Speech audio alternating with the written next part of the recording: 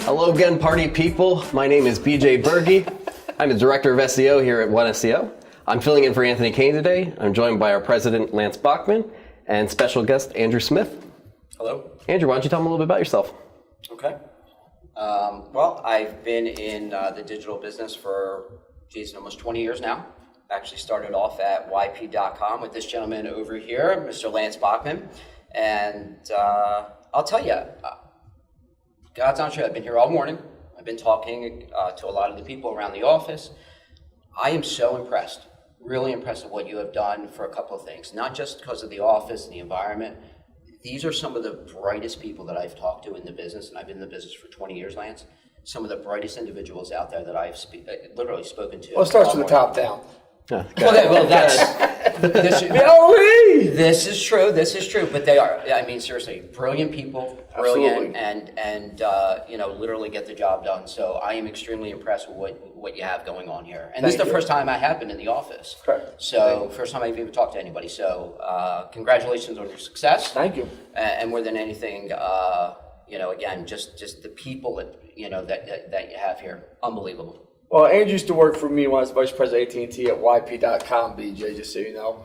And, he's been a digital marketer. He's worked at many different agencies. I asked Andrew to come on because, me and Andrew called us up about his agency where he works at. They do a lot of Amazon, and we had a discussion about Amazon and Walmart, why Walmart's growing so fast, and Alexa. So I thought Andrew would be a good guest to have on the show. And, he's also a local Northeast guy, grew up. So it's nice to see another guy, digital marketing, come out of Northeast Philly. So welcome, Andrew. Welcome. They all don't have to come from California, let's just say that. Well, that's the best are here. That's a fact, but that's besides the point. The second thing is we got a lot of great things, and I feel like a lot of the content here today is incredible, but the biggest piece I'm going to miss is you, Anthony. I hope you get healthy and feel well and get back here next week. We miss you. I promise you I will not let BJ replace you. I told him to dress down today. I said, I'm dressing down. And he literally got dressed up in a tuxedo. This guy is a total maniac. He just doesn't get it. For the record, this is my dress down. This is your dress down? Wow. Good. So why don't you start us off? Yeah, so getting into the holiday season here and everything. First on the list, Walmart and Amazon going head-to-head, right? So a 2-year price study puts Walmart, Amazon head-to-head, and the results can actually upset Amazon as we move forward here. Amazon's down from a 3% premium last year. So there actually were studies shown for 2 years now. They literally tagged, matched, looked, price shopped, and you can actually, in Walmart, it's only a 0.03% difference. So it's marginal across the board. It's literally what you pay at Walmart is what you're going to pay at Amazon now. At this point, on different products, you just have to do a product comparison. I think Walmart knew they had to compete with Amazon heavily. They're definitely gaining market share. I don't think online people even take Walmart serious yet, which is pretty amazing to me. And what I really thought fascinating about the study is the majority of products that you want to buy, you can actually walk into Walmart and buy it cheaper in Walmart at the right time than get it on Amazon or on Walmart's website. Think about that. They're driving people to go into the retail location to cross-sell and sell more. Because they're able to leverage all those nationwide, worldwide locations and everything. And it's almost like Amazon has to come at it backwards because they just acquired Whole Foods, right? They did, yes. And they're looking into a few other things, but they're going from online retailer to brick and mortar, and Walmart's trying to do it the other way around. I'm a little scared about that.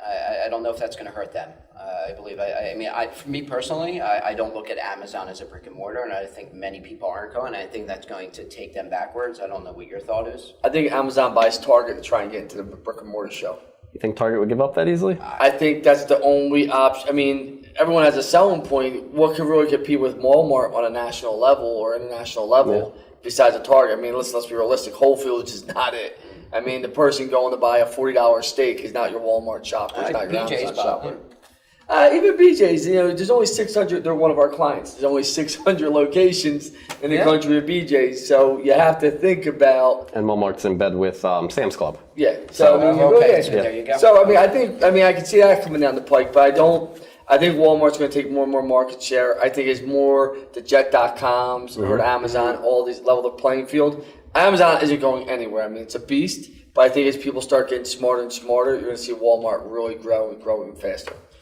Let me ask you a question. Why do you think that Amazon wants to go brick and mortar? Their success, online and the recognition themselves. Why would they want to change, their current situation? They won the ball Whole Foods, and everybody knows not everyone's going to buy. Think about the majority of stuff Walmart sells: food, tire service centers, and their big ones, clothing, and toys. Yeah, they're superstores. So think about that. And that's pretty much all Walmart's building now is superstores. So that's why not, and that's never going to go away. People are always going to want to try on clothing for their kids. I would never buy LJ or Greggy clothes without seeing them in it. Even myself, I don't buy online because, that reason right there. Then shoes, then food. Even though food deliveries are getting big, retail, the price of retail property in some of these places isn't going to be as high as everyone thinks. It's going to come down these commercial places. So I think to compete for the masses, I think technology is growing, but I don't think Amazon would have went into the whole food business. And Amazon's opening up Amazon to go all around the country right now. Another retail. They're already in the business. It's just buying Target or a big chain would just make it an easy segment to actually go compete with Walmart head to head in that retail environment. Yeah, you know what's funny? You had mentioned about trying on clothes, and right now, especially online, what a lot of companies are doing. I don't know their exact names, but they have these companies where they actually will let you try on clothes and then return them. Correct. Which is a growing, especially for women. It's a growing industry. Absolutely. And so. It's amazing You what's don't going on. got to tell me that. I know my wife's Oh, yeah. So it's just amazing what they're doing. And, what's nice about obviously not having a brick and mortar is, the amount that they're spending to be able to do it, and they can get away with so cheaply, because they're just doing it in the right places online. Yeah. One of the other major factors here, and one of the tidbits information that's key to this whole kind of scenario, is Walmart has spent more than $1 billion last year to compete with Amazon, slashing their prices. So it's not like just something that happens, right? Walmart is ponying up and spending their own money. It's a cognitive decision. Yes. You got to think about, we always talk about end users, their behavior, and once they get used to buying and shopping somewhere, if they can steal people from Amazon, they're not going to be so price conscious to go to Walmart again and just buy without doing a shopping comparison. Most people that use Amazon don't go compare other places. Walmart, Jet, all things, they just get used to using that one-stop shop. So they know what they're doing. Let's jump into the next one. Well, it's a good segue. So our next topic, Alexa's evolving, right? They're trying to do Alexa for business now, and this is Amazon trying to extend their reach even further. So the idea here is that it's going to be a business platform for conference calls and stuff, but you could also get business data back out of it. I don't know how this is going to go because I think businesses have so much access to all these different platforms already. I think they're going to have to give you something better than just, they got to take it up a notch with something. You're going to be competing with what? Cisco and Polycom and all these other connected things. And getting what though back? Like why go to? There has to be. You're right. There has to be something. Decide I can search on it. Is it going to be it? Because no one. I got my smartphone right next to me all the time. So it's going to be something. I think they're still in beta testing right now. It's going to be nice to see what they add to it. It's not going to be the end product, or it's not going to get off the shelf. No, and it's one of those things that these companies will be damn sure that if it doesn't work out, they'll just pull the plug right away and move on to something else. But they're going to try their hand to get into verticals that they're typically not in. Absolutely. So, on the topic of e-commerce, Thanksgiving e-commerce sales, so Black Friday, all that, the time around there, building up to the holidays and whatnot, is up tremendously from 2016.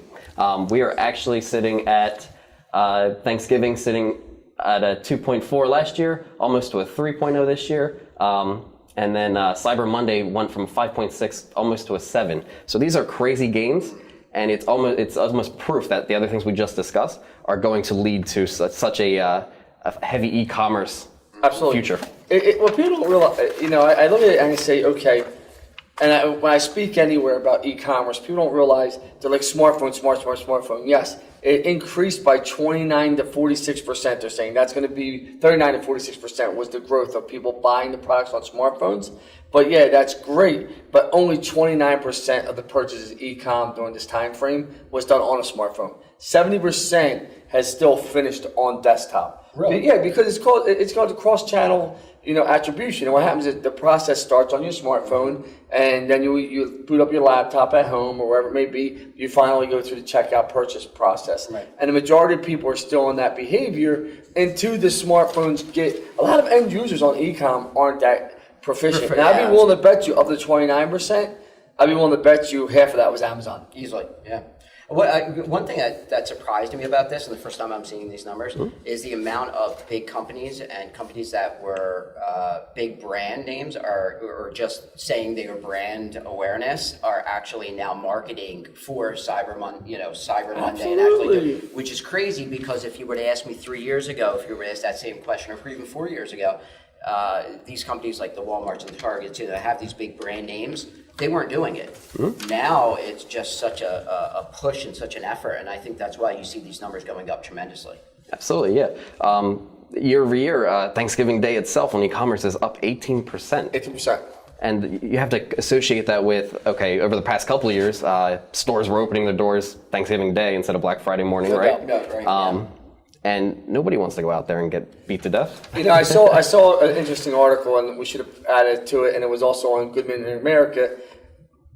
They actually now are data mining your zip codes, retailers, and they're Target market, adjusting the price of what the product is based on your zip code. Yeah. So the Walmart in New York, Manhattan, is charging twice as much more than the Walmart down in Georgia, let's just say, or Florida. But it even gets more granular than that. It could be your next zip code over. You pay up to literally 40% difference price on major retailers, depending on where you're walking in, based on your zip code and the demographics of that zip code and all the data they have.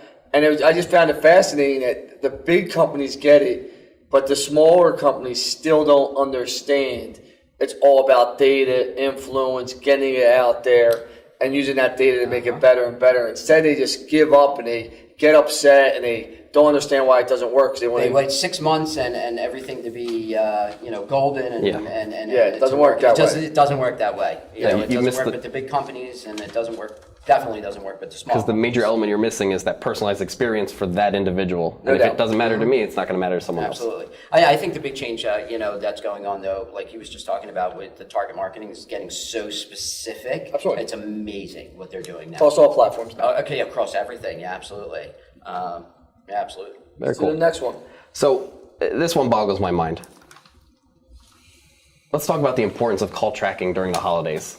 Let's talk about the importance of call tracking always, right? Every day. So every business, especially e-commerce, around the holidays needs to be using call tracking to make better informed decisions, to understand where their clients are coming from, and to increase that customer service. Because at the end of the day, if I can go get a better experience somewhere else, why wouldn't I go somewhere else? What I don't understand, and I will say this to every viewer out there, you are a complete moron, idiot, no common sense if you don't have call tracking on your site and you pay for advertising online. It boggles my mind. And I hear people say, well, no, you can take the number with you if you're not happy with your agency. You can port the number. No. It's funny, a lawyer friend of mine called me up, and I talked to him, and he's like, I'm so frustrated. I spend about $30,000 a month on PPC, all this stuff. Leads are coming in, and I hear people talking, yada, yada, yada. They give no customer service. Can you come talk about customer service? I'm like, sure. But without the call tracking, he wouldn't know that was a problem. And I think I might have talked about it on the show before about call tracking, the importance of it. When I first started my company here about 9 years ago, we represented an HVAC company. I'm not going to say his name, right? And he's like, it's not working. I'm not getting calls. So he went and listened to the call recording. He didn't know we put call recording up on his site. He didn't understand what we told him. We replaced the number. And the guy's out hunting in the middle of the day on a Saturday, answers his phone. It's an older woman saying, listen, it's the middle of the winter, freezing out, saying my air's not working, it's broken, I need help. He goes, hold on, ma'am. Holy shit, there it is, boom! Oh my gosh. And you hear the gun go off, and he gets back on and goes, I'm sorry, I'm not working. They click. Unbelievable. And I said to him, you're not working. Listen to your phone calls like you maniac. The problem I found out with CTNs, and I've run across this so many times, and you know this as well as I do. The problem they say right away, how are they going to know it's my number or my company? Because it's going to change my phone number. And that's the big thing. I don't want a CTN number, call tracking number, because it's going to look different. I got one better than that. Am I wrong? I got one better than that. It doesn't match the number they Yes. know. Yes. So if they knew your number, They'd they be would have been calling looking at you. your website. Hello. If we could just get it through Come on. businesses' When's the last time you knew a number, but you looked up the number anyway? Not recently. Never. Yeah. But that's the mindset Yeah, of you're people. right. And I got no problem saying it to clients. You know me. When they're like, oh, this, I'm like, how do you know? You're not trying. We ask everybody. Really, you don't ask anyone. And even if you're asking, let's face it, if I tell Lance something and then Lance looks it up on the website and then calls and then they ask Lance how he got my information, literally he might have got it from me for a referral, but he went on the website and said, hey, I got it from the website. Again, you know where. Generally. I've never seen any company truly track. Listen, we track everything, and we don't have it down to a science. No. And we I don't think anybody can. So you got to take the data and do the best you can with it, because the human element comes into play, right? Lead comes in, person comes in, you're putting your CRM, Salesforce, whatever it may be, and you're looking at that. But without call track, and the biggest thing that call tracking gives you is you can see trends. Or Tuesday my busiest times, or Wednesday my busiest time, is lunch, is evening. Training. Should I put more staff on at the front desk? All these things, and it's amazing to me that people don't have it, and it's amazing the pushback you get. And I just last thing on that, and I'll leave it alone. Company I work with, won't say the name of, but has a website and absolutely refuses to have a click-to-call number. Why? It blows my mind. It blows my mind. Yeah, Well, First world. whatever customer that is of Andrews, that's 2017. We're going to 18. 18, very soon. A click-to-call number. I mean, We had them back at YP, just so you know. I haven't been that there in was 10 years. 10 years ago, yes. At least 10 years ago. Refuses to put a click-to-call number, and it just blows my mind. But let alone a CTN. I mean, that's a whole nother. Yeah. Oh, But it blows my mind that, with CTN numbers, because it's so vital, and it's just such a great resource, and it does give you the ability. Company wants an ROI. Well, you know what? You need have metrics. a CTN. Yeah. It's pretty easy. Contact forms, CTNs, and who walks in. And who walks in? You got it. So projecting ahead all the way to 2019, they're expecting to pass 160 billion phone calls for the holiday season towards to your stores, your department stores, all that good stuff, right? So it's like, why wouldn't you hop on this bandwagon and Do it now. do it for your clients? I'm on the phone. We just did an audit for a nice sized company, right? And we were on the phone with them. And the guy was a nice guy, whoever ran their Very digital. awesome. Super nice guy. Yep. If you're watching, I think you guys are watching. It was nice talking to you guys today. We really enjoyed it, and I appreciate the feedback that you love the audit. I think it's amazing though. They didn't understand the value of call tracking numbers.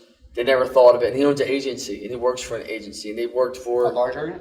they're a $5 million company. And they had a $5 million company that had us to do audit, and they had no call tracking numbers, and they spend a decent amount on paid, and they spend a nice amount on SEO, and it's amazing to me. But they're the nicest people in the world, but they just the agency. Why do SEO and SEM if you don't have the CTN? Because at the end of the day, when you're going to do your analysis at the end of the day. Because sometimes, and I say this to people, CEOs, including myself, are your own worst enemy. You're very aggressive at times, you're strong, you're bullheaded, you're opinionated. Keep going. Good looking, charismatic. Yeah, we could should walk out of the room now, actually. But they don't take the moment to listen and think, because once that thought's in their mind, it's very hard to turn them. Right. So Or surround yourself with very smart people. I would like to hope to think that the agency here that we talked today was better than what they appeared to be, but they had nothing lined up, correct? Yeah. But whatever, it is what it is. But yeah.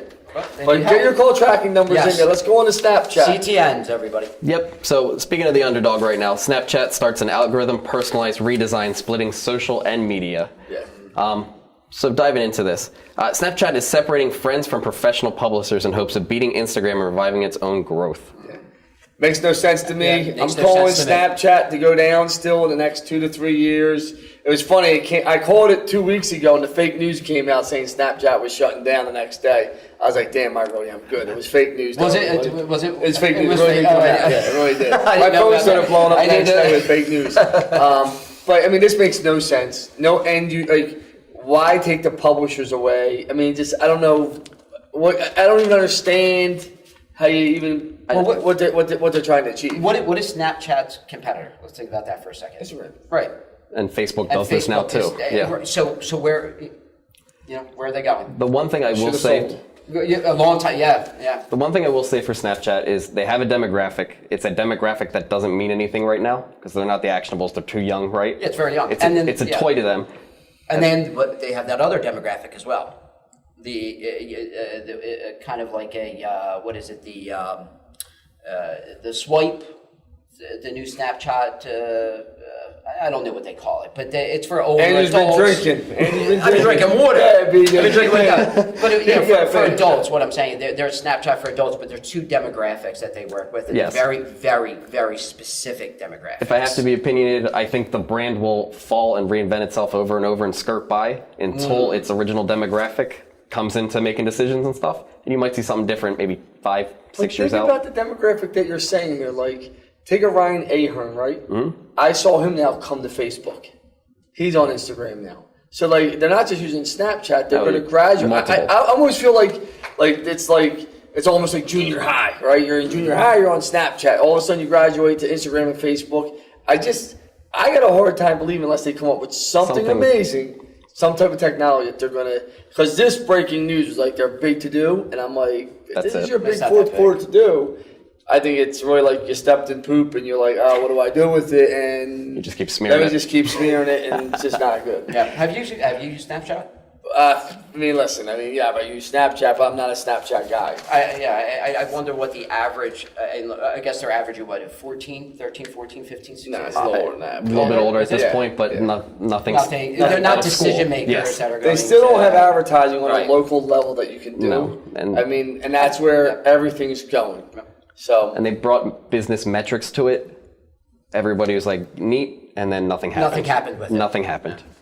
So, all right. Well, that brings us at the end of our stories here today. I do have one question. This one comes from James C. James asking, with Walmart and Amazon going head-to-head on the online sales prices, do we see Walmart doing anything more beyond trying to play online? Well, I mean, Walmart's such a brick and mortar, as you know, they're shutting stores down. I think they're really focusing. I mean, this fact that they lost $1 billion and spent whatever you want to say, Yeah. to go compete against Amazon, I think they're showing you where they're going. I mean, I think every retailer is going online. The only reason I think Amazon might become a retailer is because I think you still have 20, 30, 40 good years of having retail locations before everything's the Jetsons, right? Yeah. So, I mean, I think some people still like those experiences. So I think, if you really take a look at it, Walmart's only focus, I am sure, they have the retail down to a science. They keep churning and burning and getting better. Their focus is online by far. They would not have acquired Jet.com if that was not the case. No, I agree. And you have Amazon doing kind of out of the norm things. They have these treasure trucks that go around and sell you products on the street. They have I saw that, yeah. They have lockers where they drop off your stuff and you pick it up. So it's convenient for you. So I feel like the approaches the two are taking, they're only stepping on each other's. So what? So much. Yeah. It's all about market share, like anything else. And they're the two biggest right now. Yeah. I agree, 100%. Oh, well, Andrew, thank you for being here. Thank you so much for having me. Yes, thank you. Thank you. Everyone, thank you. Thank Goodbye. you, Rachel and Nikki. CTNs.